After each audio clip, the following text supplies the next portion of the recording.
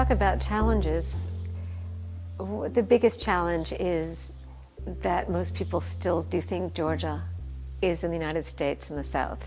So it still is that way. People always mix up when I say I'm going back to Georgia. Oh, they make wine in Atlanta. No, they don't. Other than that, I think actually Georgia is so solidly on its way. And I was thinking today what other country that has tried to enter the market post-Soviet era has had the success of Georgia? No one. Even Hungary hasn't. I think that Georgia immediately, the second round, like in the past few years, has carved such a niche for itself.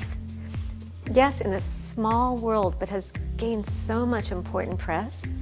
I think it's well underway. So I don't think the challenge is how to break into the market because it's already there. The challenge will be how to differentiate the wines that are made in this country, what the path is.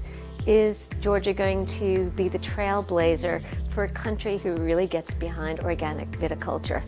No one else has done this. No one. Austria has tried, not so great.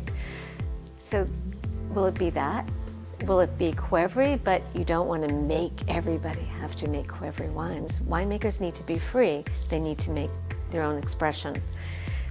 So I think for me, the biggest challenge for Georgia is to help the grower who is coming out of home winemaking into commercial winemaking and to allow the steps in place for them to actually make a living as a winemaker. That's just starting. So I think internally, how is that going to play off the bigger players? The bigger players will always have a place in the market. But the respect of Georgia will be based on the small winemaker. And that's a long answer for a short question, but let me take it further. I was thinking there's an analogy to champagne. 5 years ago, the grower champagne market was 2.6%, and they told me it would never grow. And by grower, meaning, it's the Moet Chandon, the LVMH brands, which basically make most of the wine there. But it was the grower that got the respect. And now, just a few years later, it's up to 5%, which they said couldn't be done. And it's what the market writes about. It's what the connoisseur drinks. And yes, people drink Clicquot, they drink Moet. That's not going away. They will make money. But as far as on the really important wine list, it's the small grower. And that is the path of Georgia as I see it. Hey Joe, take a walk on the wild side. Natural Qvevri winemaking is something that Georgia really does own. So I don't know to what extent it will be legislated in the future. But I know that in the markets that people know about Georgian wines, they do confuse it with Georgian natural wines.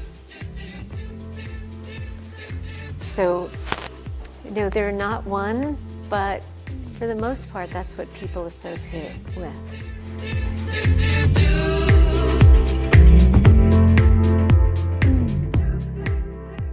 I define natural wine as nothing added, nothing taken away, but if you need a little bit of sulfur, we get a pass.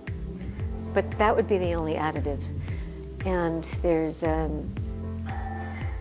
that's my definition. I think it's really,